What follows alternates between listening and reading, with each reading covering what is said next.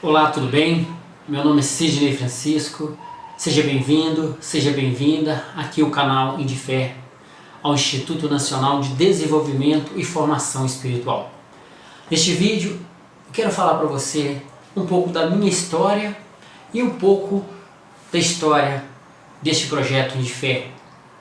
Por que ele surgiu?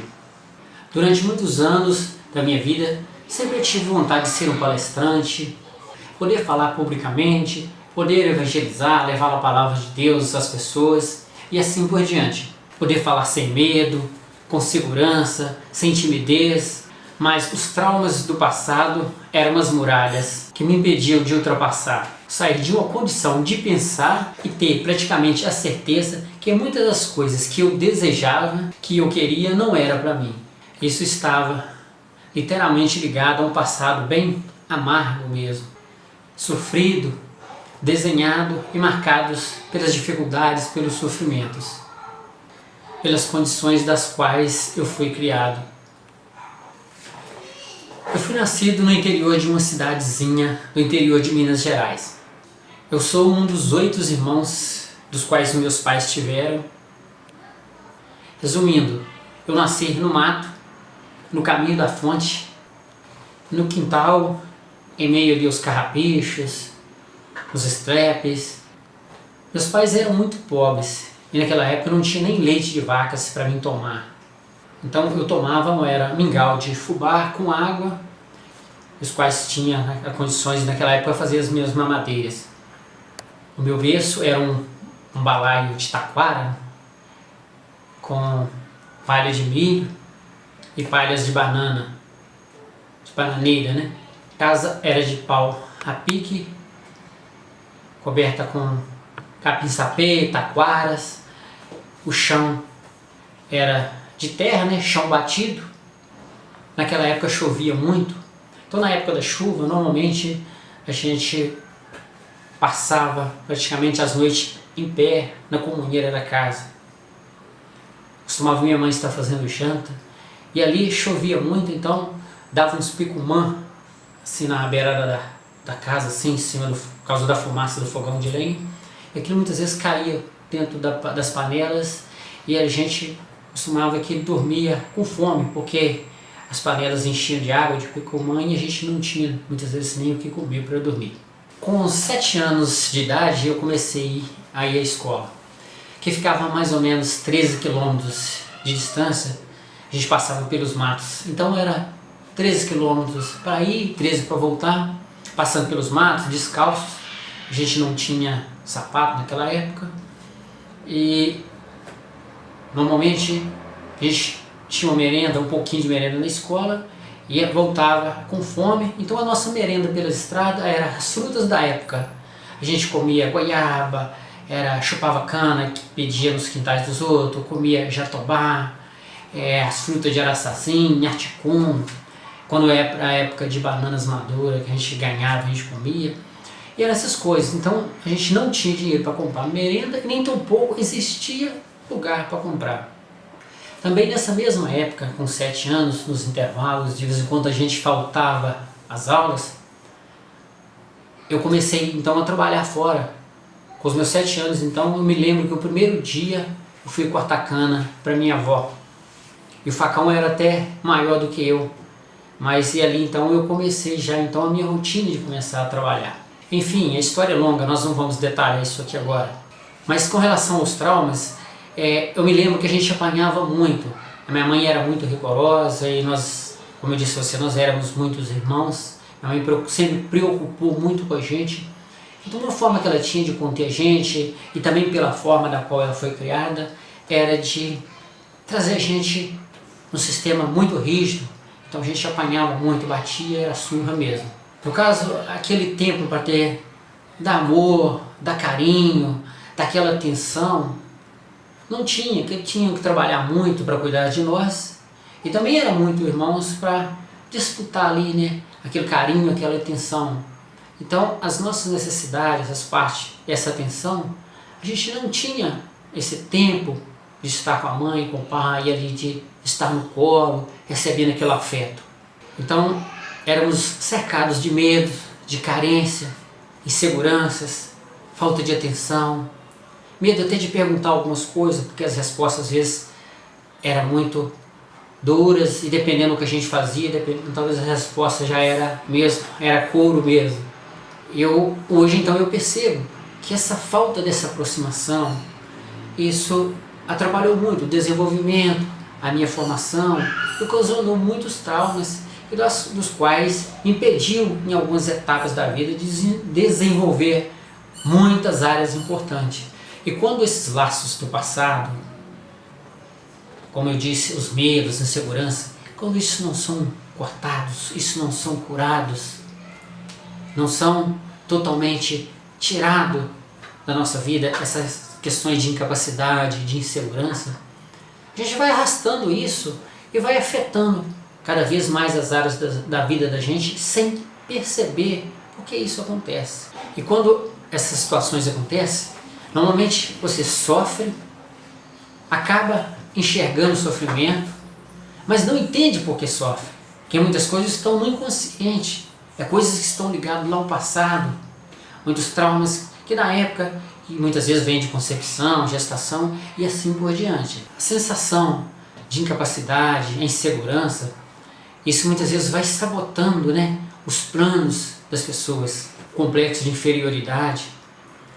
Então muitas coisas eu sofria porque eu queria fazer muitas coisas, mas eu não sabia como tomar decisões, porque a minha formação na época não permitiu dar um passo a mais. Então o sofrimento para aquilo era muitos, mas só que eu não via motivos aparentes, porque muitas coisas estão registradas no inconsciente, não é coisas que você consegue mensurar, está ligado totalmente ao passado.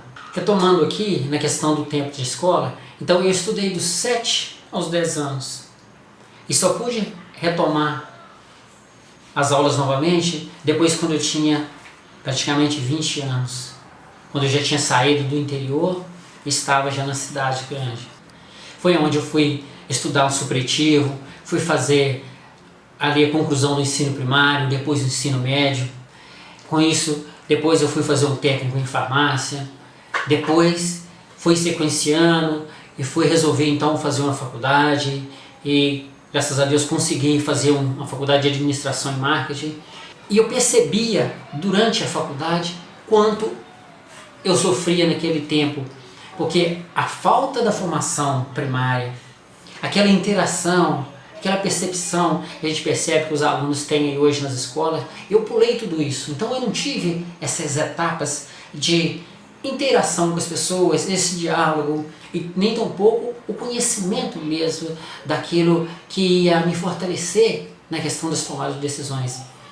Então foi muita dificuldade na época da faculdade para conseguir concluir.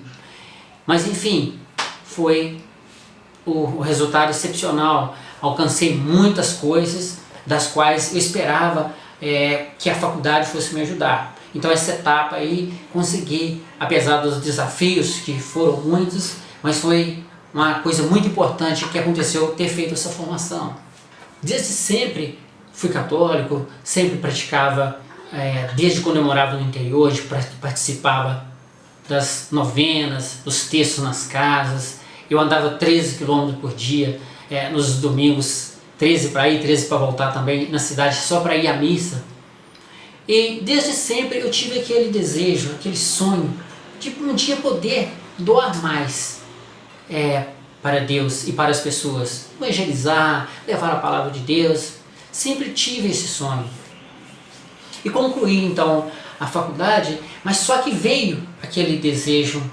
Inclusive, quando eu estava quase finalizando a faculdade, eu precisei de reduzir matéria por alguns outros motivos, e uma das quais foi uma questão assim que eu preferi adiar o curso um pouco mais, foi para mim poder também sintonizar um pouco mais com essa caminhada de espiritualidade, meus trabalhos sociais, e aquele desejo de evangelizar, de alimentar mais da palavra, participar mais de grupos de orações, sempre esteve presente.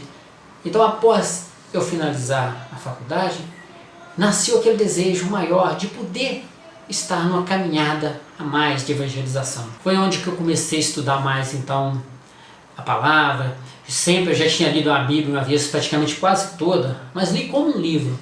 Então foi aonde que eu comecei então a estudar a Bíblia dentro dos métodos mais propícios para estudo bíblico mesmo. Participei de diversos grupos de formações, alguns estudos bíblicos, participei em grupos de orações, mas só que muitas coisas eu percebia que dentro dos métodos tradicionais eu tinha uma certa dificuldade de compreender e entender a forma que eles passavam as coisas, os estudos em si. Então, após eu ter alguns resultados por esses estudos, então eu tinha ali um sonho de começar a pregar, evangelizar com pregação. E naquele início, quando eu tive a oportunidade de pregar pela primeira vez, eu observei que não foi uma coisa tão satisfatória para mim. Ali parece que eu vi o meu sonho indo para a água abaixo, eu vi quase desmoronar. Ali as pessoas que eu mais inspirava, achei que fosse me dar força para pregar, foi as pessoas que tentou me jogar para baixo. Conversando então com as pessoas, eu fui observando que Deus me chamava para uma missão maior. Então eu comecei a estudar de outra forma e percebi, Deus tem mais, e muito mais, do que simplesmente uma palestra, uma pregação para fazer na minha vida e na vida das pessoas através de mim, que a minha missão é contribuir para uma transformação na vida das pessoas. Então foi aí que eu descobri que o meu sofrimento era o sofrimento de muitas pessoas, que também os meus sonhos é o sonho de muitas pessoas. Eu pedi a Deus então o discernimento e Ele foi me mostrando como eu deveria ir agindo em cada situação. Fui estudando, ia nas missas, nos grupos de orações, nas comunidades, lendo um conteúdo, lendo uma coisa e outra, estudando diversos materiais e fui observando através das orações o que Deus ia me falando e vem me falando durante essa caminhada. Depois de eu aprender um pouco e entender a necessidade de tantas pessoas que necessitam ser alcançadas por Deus e ser curadas e libertas de tantos traumas, ser liberta de tudo aquilo que oprime, buscar se autoconhecer e descobrir, saber o que impede de dar um passo a mais, de caminhar confiante em Deus e levar essa certeza para o mundo. Isso então me levou a ter sede de aprendizado, sede de anunciar, de testemunhar, de evangelizar. Percebi que é necessário levar o conhecimento, passar o conhecimento a outras pessoas, para que também as pessoas possam experimentar aquilo que eu experimentei e aquilo que eu venho experimentando no decorrer da minha caminhada, de forma que possam desfrutar e poder dar frutos para Deus a partir daquilo que vem vivenciando no seu dia a dia. Deus quer que você também seja essa pessoa capaz de experimentar este amor de Deus e ser uma pessoa curada, ser uma pessoa liberta de todos os traumas e multiplicar os dons, aquilo que foi confiado a você, os dons que foi infundido em você no dia do seu batismo pelo poder do Espírito Santo. E da mesma forma que Deus quer que eu dê fruto, Ele quer que você também dê fruto, que você experimente, que você viva este amor, que você experimente e compartilhe aquilo que você vem experimentando, de forma que você possa desenterrar os tesouros, os talentos, aquilo que está armazenado, escondido dentro de você e colocar a serviço do reino de Deus. E é somente Deus, pelo poder da cura interior e a libertação, que tem o poder de tirar todos os seus traumas e te dar uma nova vida, uma nova história. Por isso eu convido você a se inscrever aqui no canal, a participar, a fazer as suas perguntas, a fazer os seus comentários, a tirar as suas dúvidas. Quem sabe você também, com certeza, tem alguma história, quem sabe pode ser alguma história bem parecida com a minha. De repente você tenha vontade de partilhar e compartilhar para que possamos crescer juntos. Eu te convido a acompanhar aí o canal. Também haverá o Congresso de Cura Interior e Libertação. Então é isso aí. Convido você então a acompanhar, dar um curtir aqui no vídeo aqui. Sempre terá novos vídeos aí para você. Então é isso aí. Convido você então a acompanhar aí os canais, as redes sociais, acompanhar aqui pelo canal do YouTube. Também tem o site aí, o canal, onde você pode se inscrever, tem outros vídeos. Também verá sempre novos vídeos aqui. E é isso aí, até o próximo vídeo. Deus te abençoe e até mais.